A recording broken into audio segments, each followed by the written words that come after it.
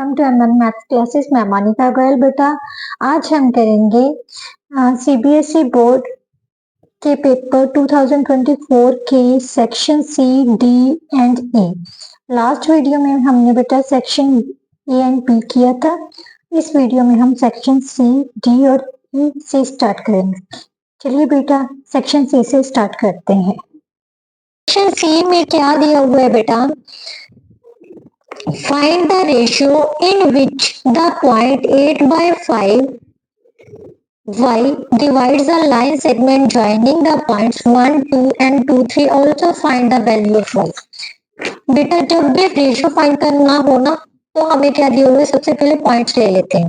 ए और बी दो पॉइंट्स दिए हुए हैं 1, 2, 2, 3। इनको कोई पॉइंट कौन सा पॉइंट 8 by 5 एंड y किसी रेशियो में डिवाइड कर रहा है। मान लेते हैं ये रेशियो क्या है कि रेशियो 1 में डिवाइड कर रहा है। तो उसने पूछा है, एक तो सबसे पहले रेशियो फाइंड करनी है, दूसरा y की वैल्यू पता करनी है। जब भी रेशियो वाला क्वेश्चन आता है ना तो आंखें बंद करके सेक्शन फॉर्मूला लगाओ। ठीक है, सेक्शन फॉर्मूला क्या कहता है? ये जो पॉइंट है इसकी वैल्यू क्या होती है? m1 x2 m2 x1 plus m1 plus m2, right. और दूसरा क्या होता है? m1 y2 m2 y1 upon m1 plus m2, right. इसका मतलब 8/5 हमारे पास किसके इक्वल आ गया? 2k plus 1 upon k plus 1 के। और यहाँ से y की वैल्यू क्या आ जाएगी? 3k plus 2 upon k plus 1, right. Cross कर लेते हैं, पहले इसको सॉल्व कर लेते हैं। 8k प्लस 8 किसके इक्वल आ गया? 10k प्लस 5 के, right. 8k minus 10k is equal to 5 minus 8 minus 2k is equal to minus 3 और k की वैल्यू कितनी आ गई? 3/2। सो k रेशो 1 हमारे पास कितनी आ जाएगी? 3:2। ये तो हमारे पास आ गई रेशो। अब उसने y की वैल्यू पता करने को बोला ना, तो k की वैल्यू यहाँ पर पुट कर दो। 3 इंटू 3/2 प्लस 2 अपॉन 3/2 प्लस 1, यहाँ पर आ जाएगा 9 प्लस 4। साथ ही साथ मैंने एलसीएम ले लिया बेटा, राइट, क्योंकि टाइम की ज्यादा कंजम्पशन ना हो। तो 2 से 2 कैंसिल हो गया, यहाँ पर कितना आ गया? 13/5। सो वैल्यू ऑफ y कितनी आ जाएगी? 13 upon, right. Now next question, इसका जो और पार्ट है क्या दिया हुआ है? ABCD is a rectangle formed by। Next page पर करते हैं, आगे जो क्वेश्चन है वो कंप्लीट आ जाएगा हमारे पास। रेक्टेंगल क्या होती है? जिसकी ऑपोजिट साइड्स इक्वल होती है और 90 डिग्री का एंगल बनाती है हर साइड। ABCD, ए के कोऑर्डिनेट्स है -1 बी के है -1 6, सी के है 3 और 6 और डी के है 3 और -1। P Q R are the midpoints of the sides। P Q are the midpoints of the sides। P AB का, Q BC का है, R CD का है और S जो है वो DA का है, रिस्पेक्टिवली,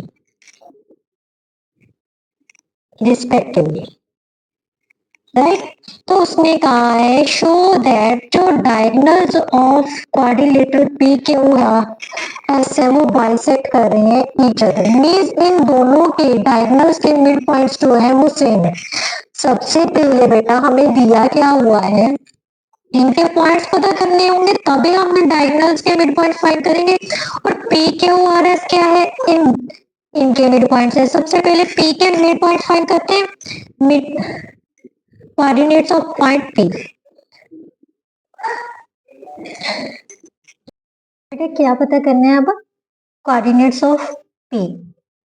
P के कोऑर्डिनेट्स फाइंड करने के लिए यहाँ पर पहले लिख लेते हैं कोऑर्डिनेट्स ऑफ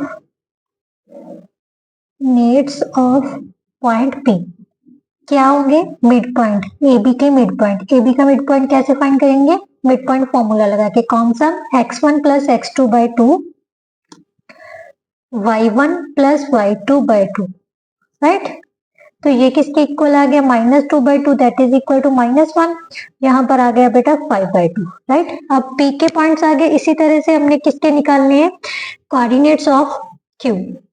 क्यू के कोऑर्डिनेट्स किसके इक्वल आ जाएंगे, इन दोनों का मिड पॉइंट है क्यू, सो इन पर मिड पॉइंट फॉर्मूला लगा देते हैं हम। x1 plus x2/2 y1 plus y2/2 that is equal to 2/2 1, यहाँ पर कितना आ जाएगा 6। सो इसके कोऑर्डिनेट्स कौन से हो गए, 1 और 6। इसके कौन से आए थे, -1 और 5/2, राइट। अब नेक्स्ट बेटा क्या है, किसके कोऑर्डिनेट्स पता करने हैं हमने, आर के। कोऑर्डिनेट्स ऑफ आर किसके इक्वल आ जाएगा, ये किसका मिड पॉइंट है, सी डी का। तो इन दोनों पर मिड पॉइंट फॉर्मूला लगा देते हैं, x1 plus x2/2 y1 plus y2/2। यहाँ पर कितना आ गया बेटा 6/2 दैट इज इक्वल टू 3, यहाँ पर आ जाएगा 5/2। तो इसके मिड पॉइंट्स कौन से हो गए, 3 और 5/2, राइट। अब हमने पता करने हैं कोऑर्डिनेट्स ऑफ एस। एस के कोऑर्डिनेट्स कौन से हो जाएंगे, इन दोनों का mid point means 3 -1/2 -1 -1/2 that is equal to 2/2 1, यहाँ पर कितना आ गया -1। सो इसके कोऑर्डिनेट्स कौन कौन से हो गए, 1 और -1। बट अभी हमारा क्वेश्चन जो है वो कंप्लीट नहीं हुआ। उसने पूछा है show that diagonal of quadrilateral P Q are bisect each other, means इनके हमने डायगोनल्स पता करने हैं भी, ये एक दूसरे को बाइसेक्ट कर रहे हैं। बाइसेक्ट मीन्स इनका जो मिड पॉइंट है वो सेम होगा, राइट। तो सबसे पहले हम मिड पॉइंट किसके निकालेंगे, एस क्यू का, right. Mid point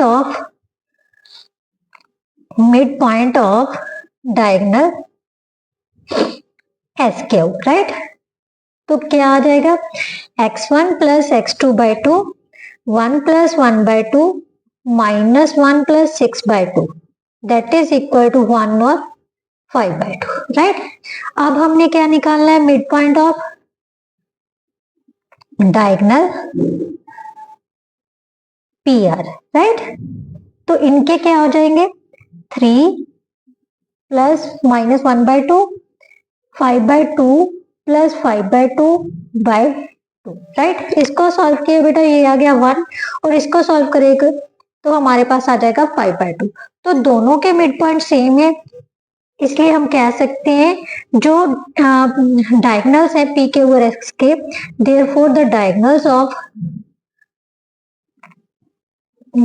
of P के और एस बाइसेक्ट ईच अदर, क्योंकि इनका मिड पॉइंट जो आ रहा है वो सेम आ रहा है, right.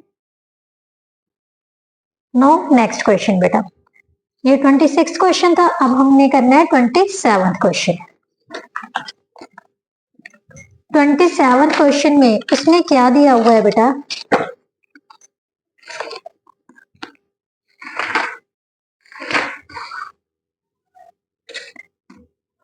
In a teachers workshop the number of teachers teaching French, Hindi and English are 48, 80 and 144 respectively. Workshop में, टीचर की वर्कशॉप में नंबर ऑफ टीचर्स हैं जो क्या पढ़ा रहे हैं, फ्रेंच, हिंदी और इंग्लिश। इतना मतलब 48 टीचर्स जो है फ्रेंच पढ़ा रहे हैं, 80 टीचर्स हिंदी पढ़ा रहे हैं, 144 टीचर्स इंग्लिश पढ़ा रहे हैं, right. Find the minimum number of rooms required if in each room the same number of teachers are seated and all of them are of same subject। बेटा उसने कहा है हमने मिनिमम नंबर ऑफ रूम्स पता करने हैं जिसमें हर एक रूम में जो सेम नंबर ऑफ टीचर्स जो हैं बैठेंगे और उनका सब्जेक्ट भी क्या होगा, सेम होगा। तो सबसे पहले हमें क्या पता करना होगा, number of teachers in each room, right? Number of teachers in each room। इसके लिए हमें क्या निकालना होगा बेटा, जितने भी minimum number of teachers in each room के क्या करने, निकालने के लिए क्या करना पड़ेगा, इनका HCF मिनिमम बोला है ना, तो इसके लिए हमारे पास क्या निकालना होगा, इनका HCF, teachers in each room must be HCF of किस किस का 48,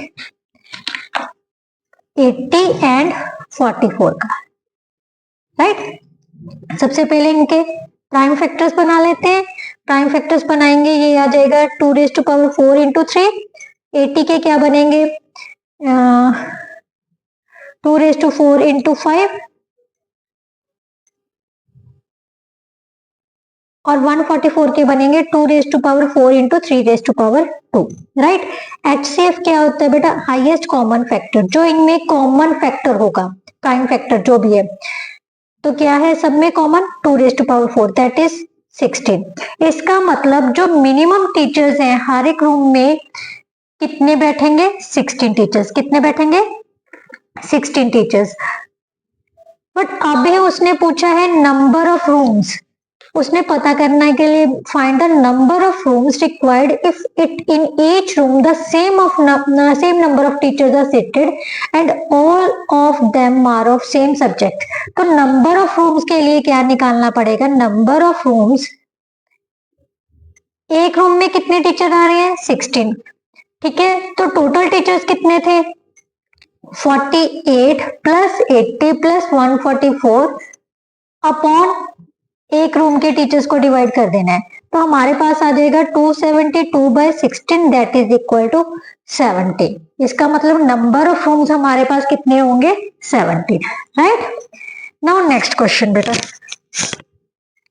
नेक्स्ट क्वेश्चन में क्या दिया हुआ है, tan थीटा, 28th क्वेश्चन है, tan theta upon 1 minus cot theta plus cot theta upon 1 minus tan theta is equal to 1 plus secant theta cosecant theta. ये हमने प्रूव करना है, राइट।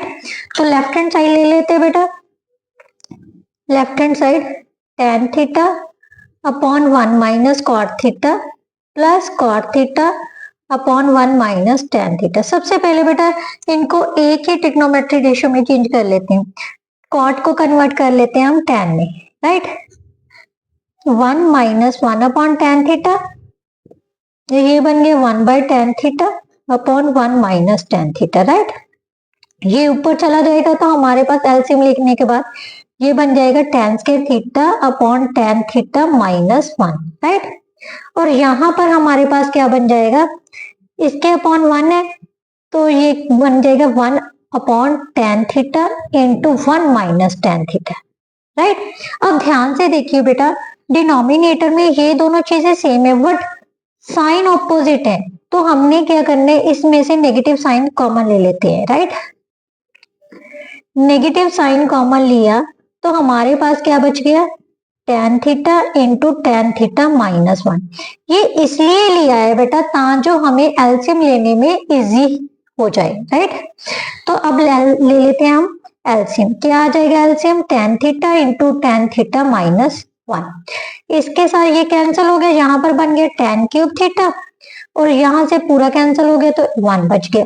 अब ऊपर ध्यान से देखो हमारे पास क्या रह गया है tan क्यूब थीटा माइनस 1, ये किसके इक्वल होता है a square, a cube minus b cube किसके इक्वल है a minus b into a square plus b square, sorry 1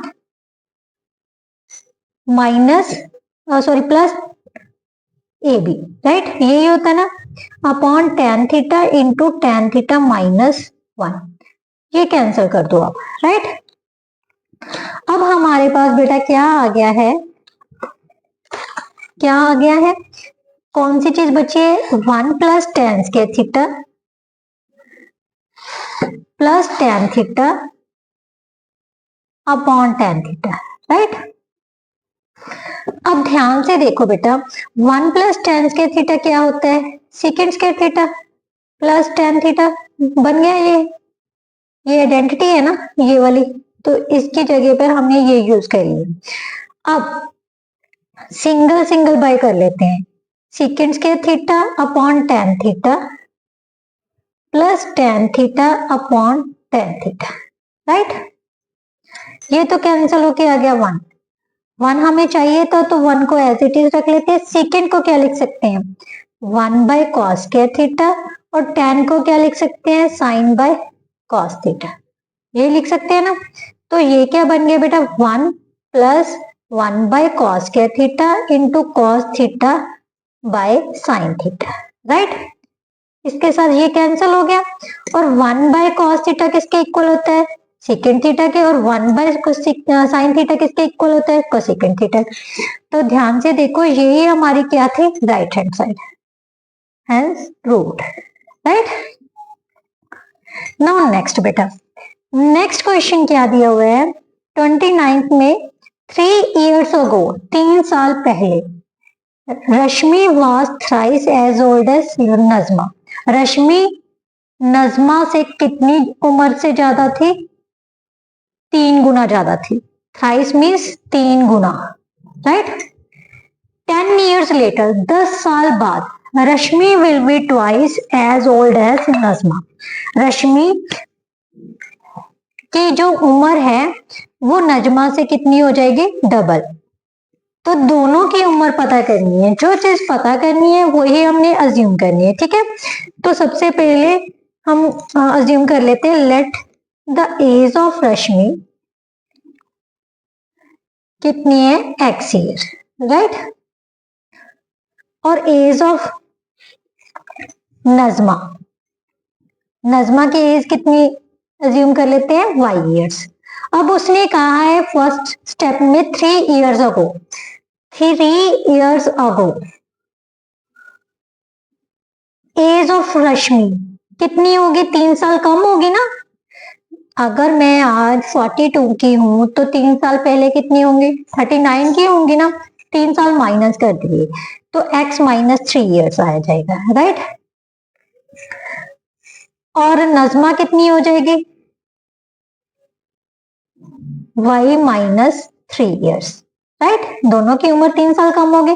but according to question, उसने कहा है जो रश्मि की उम्र है वो नजमा की उम्र से 3 गुना ज्यादा है।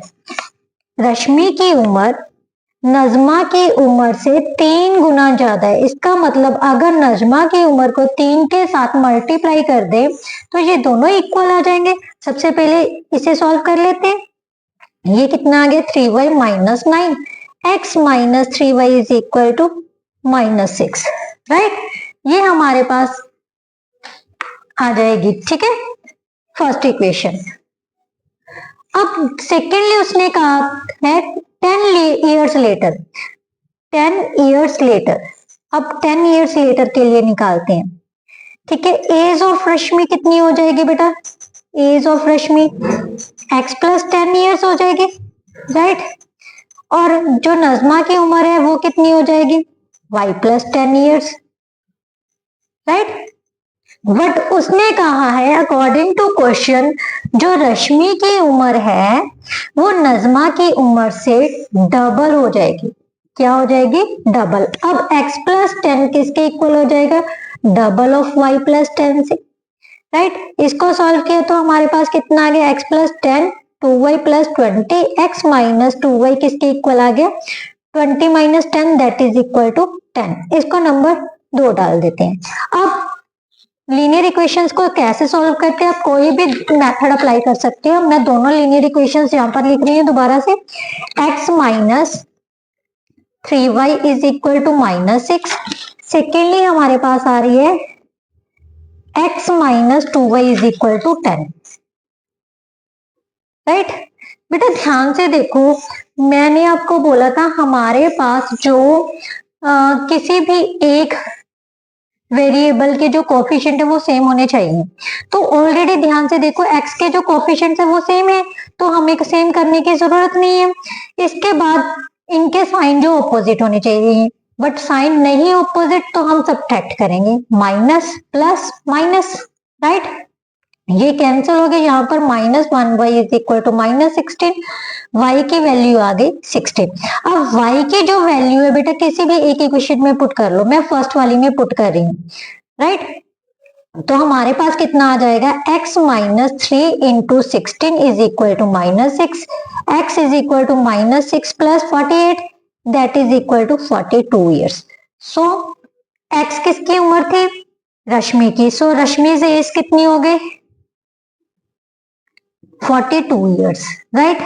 और नजमा की कितनी होगी? नजमा से age 16 years, right. That is our answer. Now 30th question बेटा।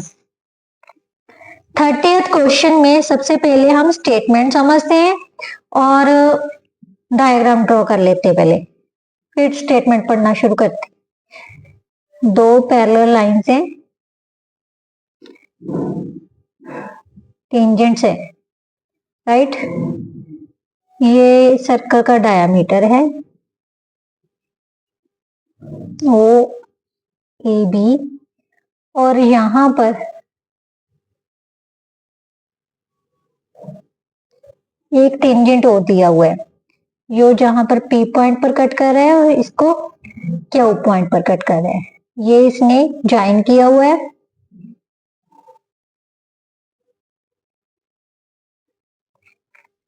अब ध्यान से देखते हैं, राइट। स्टेटमेंट बहुत इंपॉर्टेंट क्वेश्चन है, वेरी इंपॉर्टेंट क्वेश्चन। ये दोनों ही इसके पार्ट, दोनों में से कोई भी आ सकता है, बट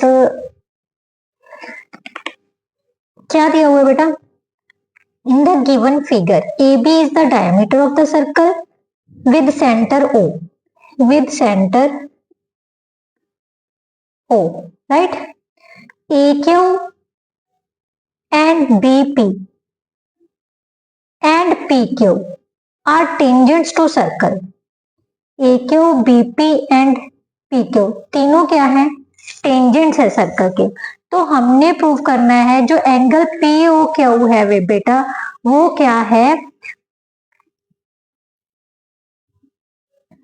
90 डिग्री का। ये एंगल जो है हमारे पास 90 डिग्री का हमने प्रूव करना है बेटा। कोई भी चीज प्रूव करने के लिए हमें कंस्ट्रक्शन करनी पड़ेगी।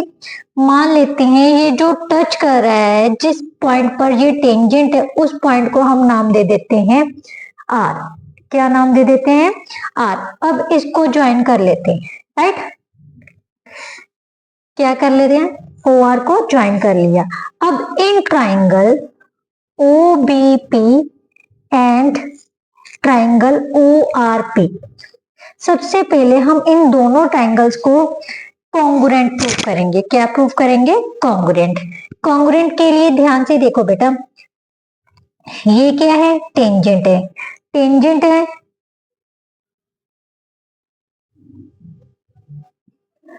तो बीपी और पीआर, इन दोनों के जो लेंथ है वो इक्वल होगी, क्योंकि ये क्या है? Exterior point. एक्सटीरियर पॉइंट से जो भी टेंजेंट ड्रॉन किए जाते हैं उनकी लेंथ क्या होती है?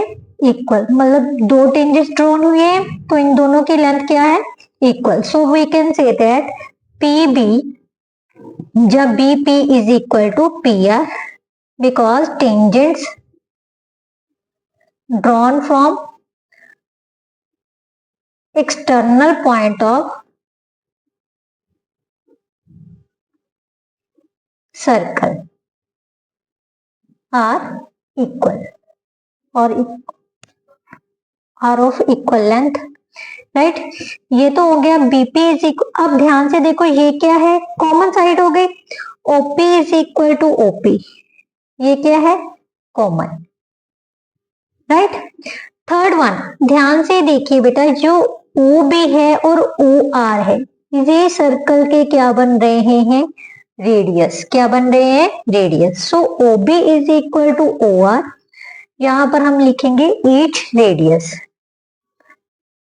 राइट। इसका मतलब ये तीनों अगर दोनों ट्राइंगल्स क्या हो गए? अब कॉन्ग्रुएंट, क्योंकि हमारे पास क्या आ गया? तीनों साइड से इक्वल हो गई। तो इसका मतलब बाय एसएस रूल दोनों triangles O B P congruent है O R P by S S S, right. तो अगर ये कॉन्ग्रुएंट है देन बाय सीपीसीटी हम कह सकते हैं एंगल 1 और एंगल 2। इसको एंगल 1 डाल लेते हैं, इसको एंगल 2 डाल लेते हैं। एंगल 1 इज इक्वल टू किसके आ गया? एंगल 2 के, बाय सीपीसीटी, राइट। इसको नंबर 1 डाल लेते हैं सबसे पहले। ठीक है।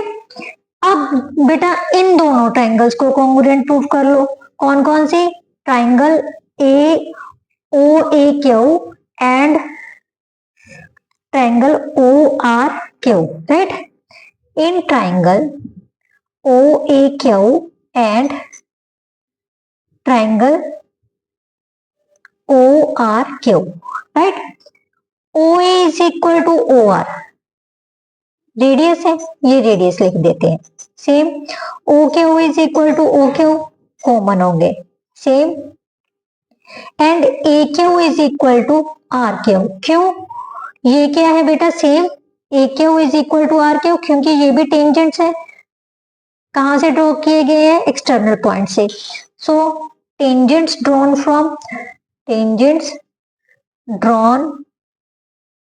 From external point of circle are equal, right? इसका मतलब दोनों ट्राइंगल्स क्या हो गए? कॉन्ग्रुएंट। क्या हो गई? कॉन्ग्रुएंट। अगर कॉन्ग्रुएंट है then we can say that ये जो एंगल्स है, एंगल 3 और 4 है, वो आपस में क्या होंगे? इक्वल। एंगल 3 और 4 भी इक्वल हो गए क्योंकि by CPCT, right? Therefore angle 3 is equal to angle 4 by CPCT. अब बट हमें क्या चाहिए बेटा? हमें तो ये एंगल 2 और 3 चाहिए। ये पूरा जो एंगल है वो कौन सा एंगल बन रहा है? स्ट्रेट एंगल बन रहा है ना। तो हम क्या लिखेंगे? Angle 1 plus angle 2 plus angle 3 plus angle 4 is equal to 180। यहां पर लिख दो स्ट्रेट एंगल, राइट? अब हमें चाहिए एंगल 2 और 3, तो इसका मतलब हमें किसकी नहीं जरूरत? एंगल 1 और 4 की नहीं जरूरत। तो हम क्या करेंगे? जो 1 और 2 है, जो हमने इसको नंबर 1 डाला था, इसको नंबर 2 डाला था, इसको यूज कर लेते हैं क्योंकि एंगल 1 एंगल 2 के इक्वल है। तो एंगल 1 की जगह पर हम क्या लिख देंगे? एंगल 2। और एंगल 4 की जगह पर हम क्या लिख देंगे? Angle 3 is equal to 180। So double of angle 2 plus double of angle 3 is equal to 180. 2 common ले लिए, angle 2 plus angle 3 is equal to 180। Angle 2 plus angle 3 किसके इक्वल आ गया? 90 डिग्री के। और एंगल 2 प्लस 3 एंगल कौन सा बन रहा है? Angle P O Q. इसका मतलब एंगल पी ओ क्यू किसके इक्वल आ गया? 90 डिग्री के। यही हमने प्रूफ करना था, राइट? अब इसका सेकेंड पार्ट देखते हैं बेटा। सेकेंड पार्ट में क्या दिया, और यहां पर अब देखिए क्या दिया, क्या हुआ है? Circle with centre O and radius 8 centimetre. Circle का रेडियस 8 सेंटीमीटर दिया हुआ है। Is inscribed in a quadrilateral, किसके अंदर बना हुआ है? एक क्वाड्रिलेटरल है ए बी सी डी, उसके अंदर बना हुआ है। In which P Q R S R का कॉन्टेक्ट एज शोन, ये कॉन्टेक्ट पॉइंट है। इफ एडी, एडी ये है एडी, एडी हमें दी हुई है उसने। If AD is the perpendicular to DC means ये 90 डिग्री का एंगल बना रहा है, ठीक है। And BC is equal to 30 degree, ये कितनी दी हुई है? 30 centimetre, sorry. And BC BS is equal to 24 centimetre, ये इतना हिस्सा हमें दिया हुआ है 24 सेंटीमीटर का। तो उसने लेंथ पूछी है डीसी की। इसके लिए हमें क्या क्या पता होना चाहिए बेटा? एक तो क्यूसी की लेंथ पता होनी चाहिए, एक डी क्यू की, राइट? सबसे पहले यही कंसेप्ट पता होना चाहिए भी हमें क्या क्या चीजों की जरूरत है। बीसी, बीसी हमें कितनी दी हुई है? 30 सेंटीमीटर। अब ध्यान से देखो बेटा, सबसे पहले कौन से कंसेप्ट क्लियर कर लो भी, कौन कौन सी चीजें इक्वल आ रही है। AP is equal to AS, right? इसी तरह से PD is equal to DQ, QC is equal to CR and BR is equal to SB और BS, right? क्यों है ये सारे equal? Tangents drawn from external point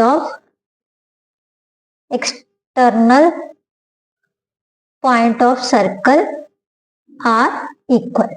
ये आपने जरूर लिखना है, रीजन जरूर मेंशन करना है बेटा, अगर मेंशन नहीं करोगे तो इसके भी आपके मार्क्स कट जाएंगे, राइट।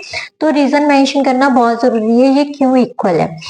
अब सबसे पहले ध्यान से देखो, जो बी एस है, जो एस बी है, वो किसके इक्वल है, आर बी के। S B is equal to B R is equal to 24 centimetre, क्योंकि एस बी और बी एस की वैल्यू हमें दी हुई है, ये देखिए, राइट। तो ये वाला हिस्सा हमारे पास कितना आ गया, 24 सेंटीमीटर का। अब आगे बारी बेटा आर सी की। आर सी कैसे निकालेंगे, बीसी हमें दी हुई है, यहां पर लिखो R C is equal to B C minus B R, right. BC minus BR means 30 minus 24 that is equal to 6 centimetre. अब RC किसके इक्वल है, QC के। ये देखो QC is equal to CR और RC, राइट। तो इसका मतलब QC is equal to CR is equal to 6 centimetre. ये हिस्सा हमें पता चल गया, ये कितना आ गया, 6 सेंटीमीटर। तो ये तो हो गया कंप्लीट। अब ध्यान से देखिए बेटा, पी डी किसके इक्वल है, डी क्यू के। Now P D is equal to D Q, right. इसी तरह से ओ पी किसके इक्वल है, ओ क्यू के। O P is equal to O Q, radius है, राइट। क्लियर। अब ध्यान से और क्या चीज देखनी है, ईच एंगल जो है वो हमारे पास 90 डिग्री का आ रहा है। Angle DPO OPD, angle OPD is equal to angle O Q D is equal to 90 degree, right. क्यों है बेटा 90 डिग्री का, क्योंकि ये जो सेंटर से हम टेंजेंट्स के ऊपर कोई भी लाइन खींचते हैं वो उस पर क्या होती है, परपेंडिकुलर, राइट। यहाँ पर जिस पॉइंट पर टेंजेंट होता है, कांटेक्ट होता है, वो उस पॉइंट पर क्या होता है, वो परपेंडिकुलर होता है। इसका मतलब ये ईच एंगल जो आ गया 90 डिग्री का, ये हमें दिया हुआ है 90 डिग्री का। अगर ये 90 है, ये क्या बन रही है, क्वाड्रिलेटरल, और ये भी कितने का रह जाएगा, 90 डिग्री। अब ध्यान से और क्या चीज देखने वाली है, जो इनकी एडजेसेंट साइड्स है वो इक्वल आ रही है और ईच एंगल 90 डिग्री का है। तो इसका मतलब ये कौन सी क्वाड्रिलेटरल होगी, square. Therefore OPDQ is a square, right? Or we can say that regular polygon, right? Square है तो इनके सारे जो सभी की साइड्स है वो क्या होगी, इक्वल। अब ओपी हमें कितना दिए हुए है, 8 सेंटीमीटर, ये भी कितनी है, 8 सेंटीमीटर। अगर ये 8 सेंटीमीटर है तो ये भी कितनी हो जाएगी, 8 सेंटीमीटर की, right. Therefore, OP is equal to OD is equal to PD is equal to DQ is equal to 8 centimeter, right? Because OP is equal to OD is equal to radius of circle, radius that is equal to 8 centimetre, right. अब दोनों की value हमें पता चल गई है, D Q की भी और क्यू सी की भी।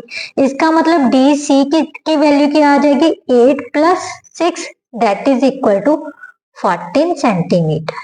That is our answer. I think आपको बहुत अच्छे से समझ आ गया होगा। क्वेश्चन इजी था, थोड़ा सा मतलब गोलमोल करना पड़ता है, ये आपको देखना पड़ेगा कौन सी चीज क्या इक्वल आ रही है। सिर्फ प्रॉपर्टीज याद रखो, अगर प्रॉपर्टीज आपके माइंड में है ना तो कोई भी ज्योमेट्री का क्वेश्चन कोई भी टफ नहीं होता, राइट। नाउ नेक्स्ट क्या है, 31st क्वेश्चन में सेक्शन सी का जो लास्ट क्वेश्चन है 31st, उसमें दिया हुआ है the difference between the outer and the inner radius of a hollow right circular cylinder of length means height 14 centimeter is 1 centimeter। दोनों रेडियस का जो डिफरेंस दिया हुआ है, आउटर का और इनर रेडियस का डिफरेंस है वो 1 सेंटीमीटर दिया और उसकी लेंथ कितनी दी हुई है, 14 centimetre. If the volume of the metal used in making the cylinder is, volume भी दे दिया सिलेंडर का, find the outer and inner radius of, दोनों रेडियस पता करनी है, आउटर भी और इनर भी, राइट। सबसे पहले जो चीज पता करनी है उसे अज्यूम कर लेते हैं, right. Let R small R and capital R be the radius of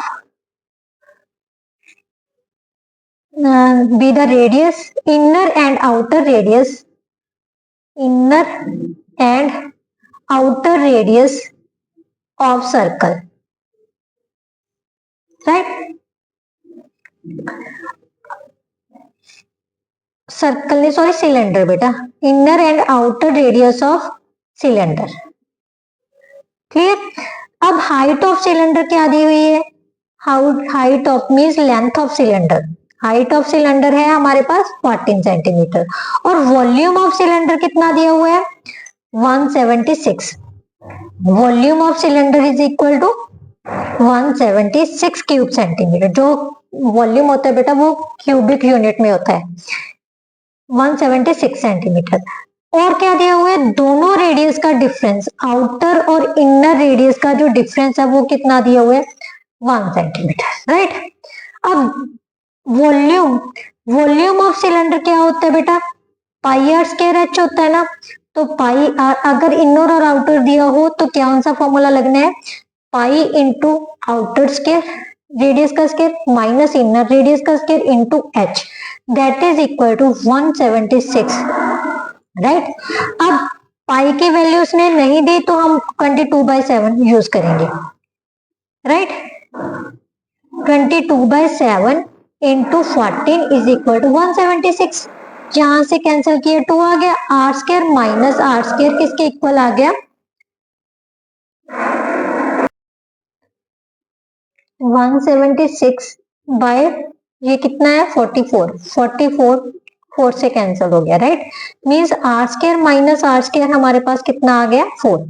अब ये क्या आइडेंटिटी बन रही है ना, इसको नंबर 1 डाल लो पहले, ये कितना आ गया आइडेंटिटी कैसे, a square minus b square किसके इक्वल होता है, a minus b, a plus b, that is equal to 4, इसकी वैल्यू है 1, सो आर प्लस आर हमारे पास कितना आ जाएगा 4 के इक्वल, इसके नंबर 2 डाल लेते हैं, राइट।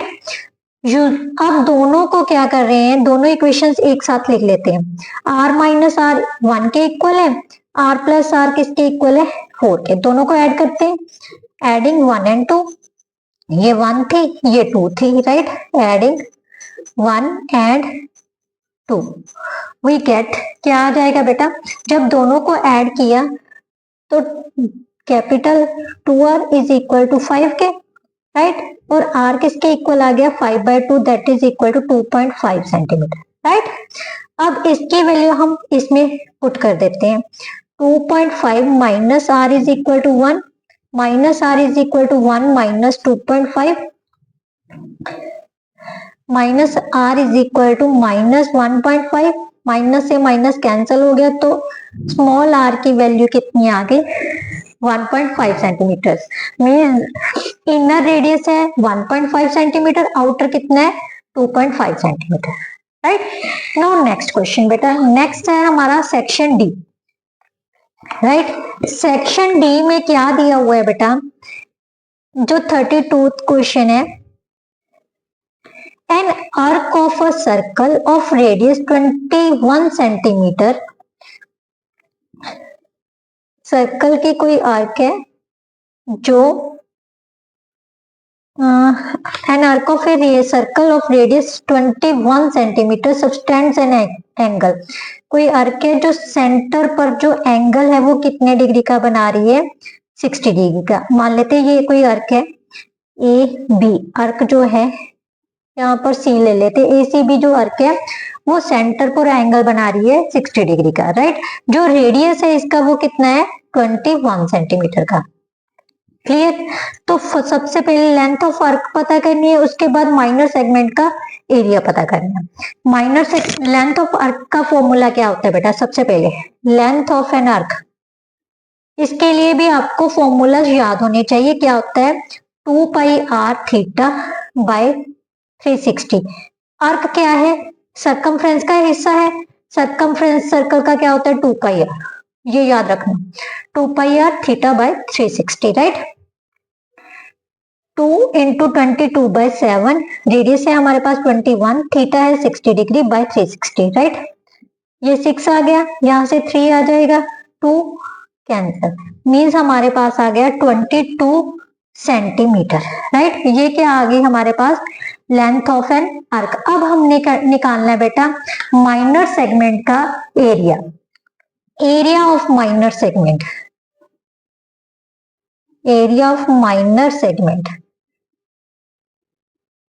क्या होता है बेटा, एरिया ऑफ माइनर सेगमेंट, ये जो मेरा शेडिंग एरिया है ना, ये हिस्से का एरिया पता करना है हमें।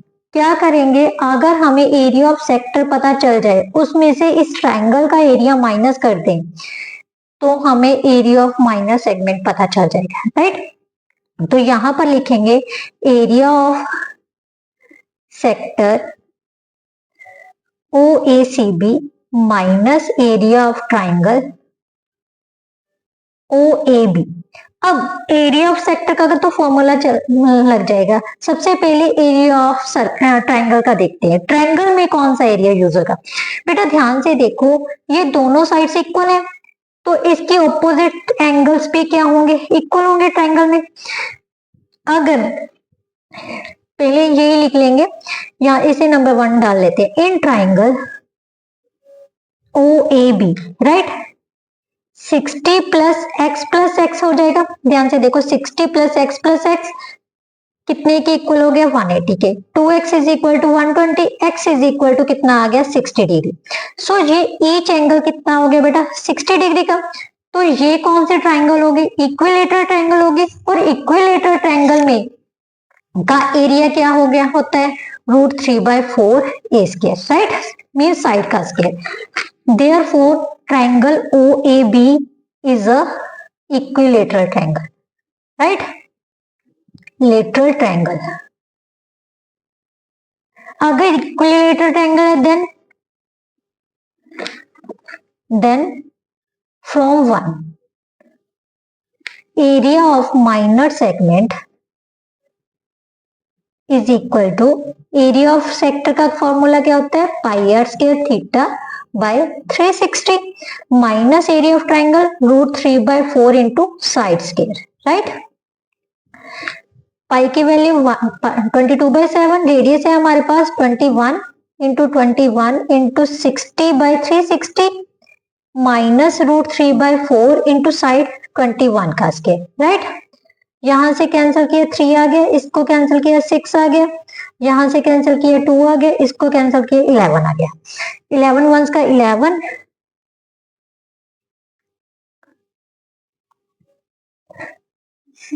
22 और 1 कितना हो गया, 23 माइनस √3/4 इंटू 441, राइट। पीछे से क्या लगाना है, स्क्वायर सेंटीमीटर, मीन्स हमारा आंसर क्या आ जाएगा, 231 माइनस 441/4√3। अगर √3 की वैल्यू आपको गिवन हो, then you can put, otherwise you can leave it here, right. That is our answer. Now next question बेटा,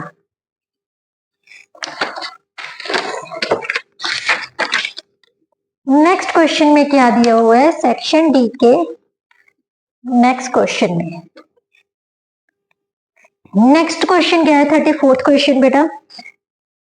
If a line is drawn parallel to one side of a triangle to intersect the other two sides,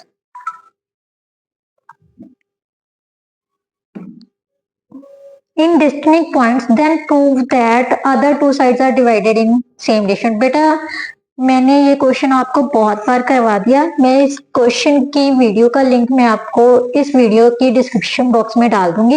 ये आपकी Thales theorem है, right, Thales, और we can say that BPT theorem. तो मैं इस BPT theorem का जो लिंक है आपको इस वीडियो की डिस्क्रिप्शन बॉक्स में डाल दूंगी। So we will not solve this question, we will do second part of this question. Second part of this question में क्या दिया हुआ है बेटा, इन द गिवन फिगर, सबसे पहले फिगर ड्रॉ करते हैं।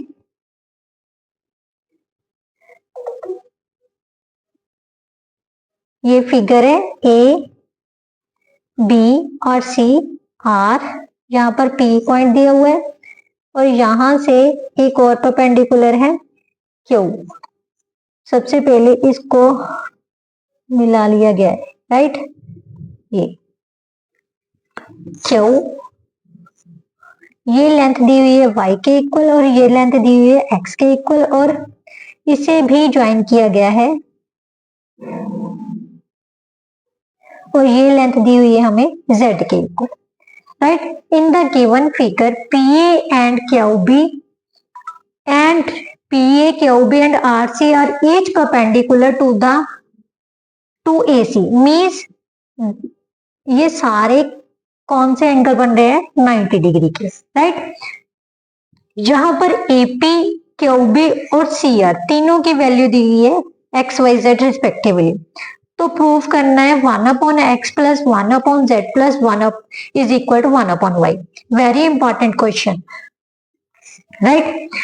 तो सबसे पहले बेटा क्या करना है, इसमें हमने दो ट्राइंगल्स लेंगे। कौन कौन से ट्राइंगल? CAP, ये वाली राइट एंगल ट्राइंगल, राइट। यहां से देखते हैं हम, ये वाली right angle triangle CAP, triangle CAP, ये CAP एंड ट्राइंगल CBQ, ये है क्यू, CBQ ये वाली छोटी वाली, एंड ट्राइंगल CBQ, राइट।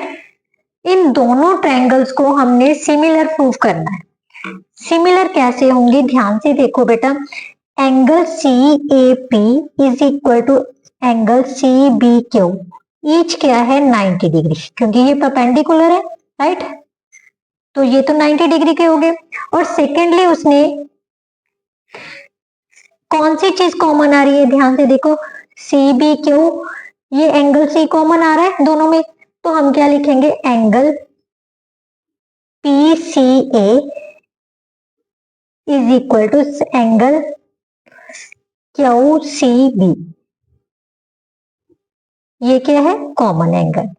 तो AA की प्रॉपर्टी के अकॉर्डिंगली ये दोनों ट्राइंगल्स क्या हो गए, similar. So by AA triangle CAP similar to किसके हैं, ट्राइंगल CBQ के, राइट। अगर ये सिमिलर है तो जो इनके कॉरस्पॉन्डिंग साइड्स की रेशियो है बेटा वो क्या होगी, इक्वल। इसका मतलब BQ अपॉन AP किसके इक्वल आ जाएगा, BC अपॉन AC के, राइट। क्या आ जाएगा, BC अपॉन AC के। अब BQ अपॉन AP, BQ की वैल्यू क्या है y, AP की वैल्यू क्या थी x, is equal to BC upon AC। इसको नंबर 1 डाल लेते हैं, राइट। अब हमने कौन सी ट्राइंगल लेनी है बेटा, triangle ACR and triangle ABQ। ये वाली बड़ी वाली ट्राइंगल है, इसके साथ ये छोटी वाली ट्राइंगल बन रही है, right. ACR and ABQ, right. इन दोनों ट्राइंगल्स को ले लेते हैं। In triangle now, in triangle ACR and triangle ABQ, right. इनमें क्या आ जाएगा बेटा, angle ACR is equal to angle ABQ। ध्यान से देखो, angle ACR is equal to angle ABQ, दोनों क्या है 90 डिग्री के है ना, तो each angle is equal to 90 degree. अब दोनों ट्राइंगल्स में कॉमन एंगल कौन सा आ रहा है, ए, मीन्स हम क्या लिख सकते हैं, एंगल, या इस ट्राइंगल में कौन सा आ गया, angle RAC, right. Angle RAC is equal to angle QAB, right. ये क्या है, कॉमन। तो दोनों क्या हो गई, सिमिलर ट्राइंगल्स हो गए। So by AA triangle ACR similar to है ट्राइंगल ABQ। अब हमें फिर से वही चाहिए, BC अपॉन AC चाहिए, राइट। BC अपॉन AC लाने के लिए हमने क्या करना है, AC यहां से AB upon A B upon A C कहाँ किसके इक्वल आ जाएगा बेटा, B Q upon C R के इक्वल आ जाएगा, B Q upon C R. A B upon A C is equal to B Q की वैल्यू क्या थी y और सी आर की वैल्यू क्या थी z, y अपॉन z। इसे नंबर 2 डाल लेते हैं, राइट। अब दोनों को क्या करते हैं बेटा, हम ऐड कर लेते हैं इन दोनों को। तो क्या आ गया हमारे पास, बी सी अपॉन ए सी प्लस ए बी अपॉन ए सी किसके इक्वल आ जाएगा, y upon x plus y upon z, right. यही आ गया। अब यहां से क्या आ गया, A B C plus A B upon A C is equal to, यहां से y कॉमन ले लेते हैं, 1 upon x plus 1 upon z आ गया। B C plus A B, B C plus A B,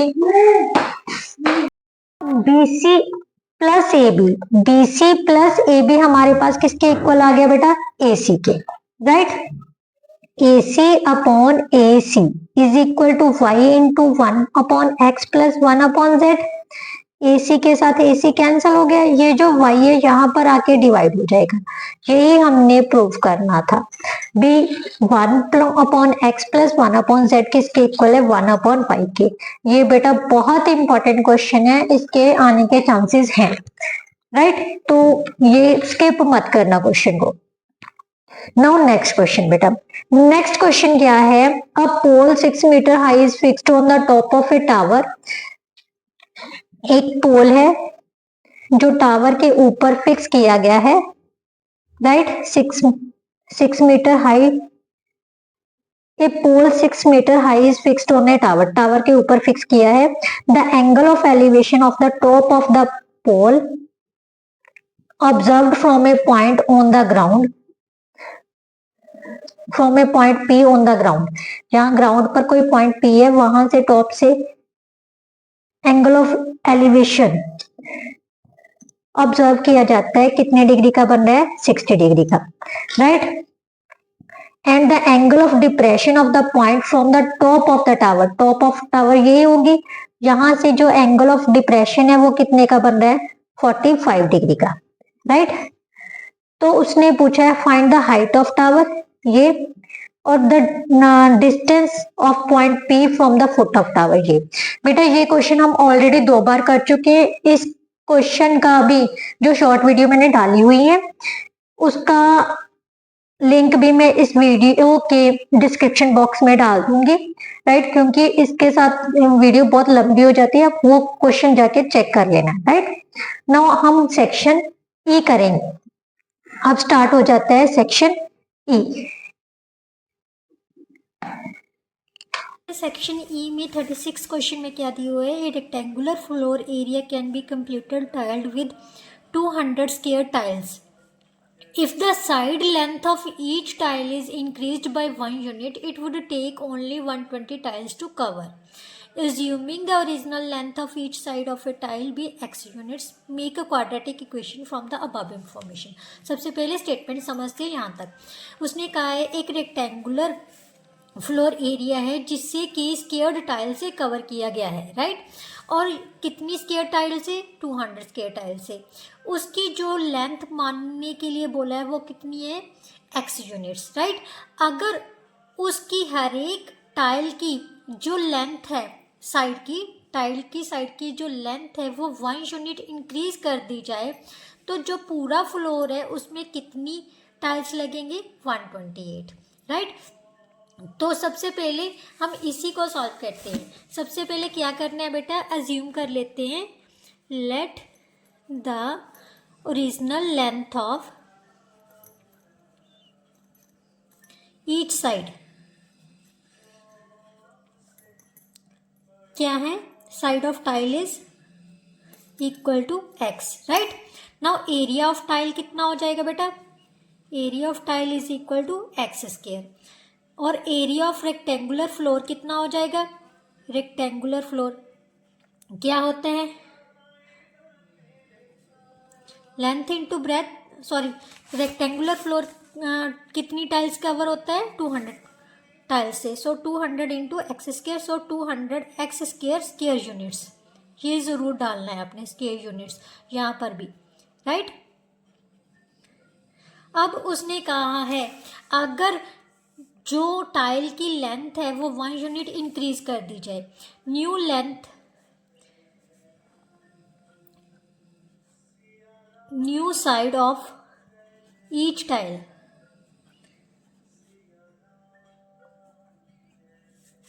length of side of each tile is equal to X plus 1 units, right. Then area कितना हो जाएगा, area of each tile कितना हो जाएगा, x plus 1 का whole square unit, right. अब बेटा अब area of rectangular tiles floor का कितना हो जाएगा, कितनी टाइल्स लग रही हैं अब, क्योंकि 1 यूनिट इंक्रीज हो गया ना, तो कितना लगेगा 128 इंटू एक्स प्लस 1 का होल स्क्वायर यूनिट्स। जो एरिया ऑफ रेक्टेंगुलर फ्लोर है वो सेम ही होगा ना, क्योंकि चाहे 200 टाइल से कवर कर लिया जाए चाहे 128 टाइल से, एरिया तो सेम ही रहेगा। इसका मतलब ये दोनों क्या हो गए, इक्वल। सो फ्रॉम 1 एंड 2, इसको 1 डाल लेते हैं, इसको 2 डाल लेते हैं। From 1 and 2 we get 200 x square is equal to 128 into x plus 1 का स्क्वायर। ये उसने फर्स्ट बोला था, make a quadratic equation from the above given information. Second उसने पूछा है write the corresponding quadratic equation in standard form. Standard form कौन सी होती है, a x square plus b x plus c is equal to 0। तो इसको हम सॉल्व कर लेते हैं, राइट। तो कितना आ जाएगा बेटा 128 into X square plus 2x plus 1। Then open करने के बाद ये जो प्लस के इस साइड में आके किसके हो जाएंगे, माइनस के, राइट। तो इसको सॉल्व किया तो हमारे पास कितना आ जाएगा, 200 एक्स स्क्वायर में से 128 एक्स माइनस किया तो कितना आ गया 72 X square minus 256 X minus 128 is equal to 0। इसको 8 से डिवाइड कर दो तो हमारे पास कितना आ जाएगा 9 X square minus 32 X minus 16 is equal to 0। अब 16 ये तो हो गया बेटा सेकंड। उसके बाद उसने बोला है इसको सॉल्व करना है, find the value of X the length of side of a tile by factorisation. बेटा मैं एक ही मेथड से सॉल्व करूंगी, चाहे आप फैक्टराइजेशन से कर लो चाहे क्वाड्रेटिक इक्वेशन के मेथड से। मैं इसको फैक्टराइजेशन से सॉल्व कर रही हूँ, ठीक है। तो इसको सॉल्व करने पर क्या आ जाएगा 36x minus 4x minus 16 is equal to 0। 9x common ले लो तो x माइनस 4 कॉमन लिया तो x minus 4 is equal to 0। यहाँ पर प्लस आएगा, ठीक है, plus 4 x minus 4 9x plus 4 is equal to 0। x is equal to 4, x is equal to minus 4/9। This one is rejected क्योंकि साइड को कभी भी नेगेटिव नहीं होती, तो x की वैल्यू कितनी आ जाएगी 4। नाउ नेक्स्ट क्वेश्चन बेटा। आप बोल रहे होगे मैम इतनी जल्दी जल्दी क्यों करवा रहे हो बेटा, क्योंकि जो वीडियो है ना बहुत ज़्यादा लंबी हो रही है और इतनी स्पेस भी नहीं है मोबाइल में भी सारी वीडियो अपलोड हो सके, इसलिए। चलो क्वेश्चन पढ़ते हैं बेटा। 37 में क्या है, bingo is a game of chance, the host has 75 balls. सभी पर नंबर लिखे गए, number 1 to 75। Each player has a bingo card with some numbers written on the participants. Cancel the number on the card when called out a number written on the ball selected at random. Whoever cancels all the number on his her cards saying bingo and wins the game। बेटा ये मैंने already कर रखा है।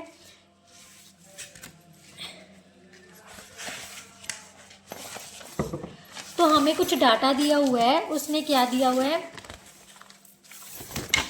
देखिए, the table given below shows the data of one such game where 48 balls were used before Tara said bingo, right।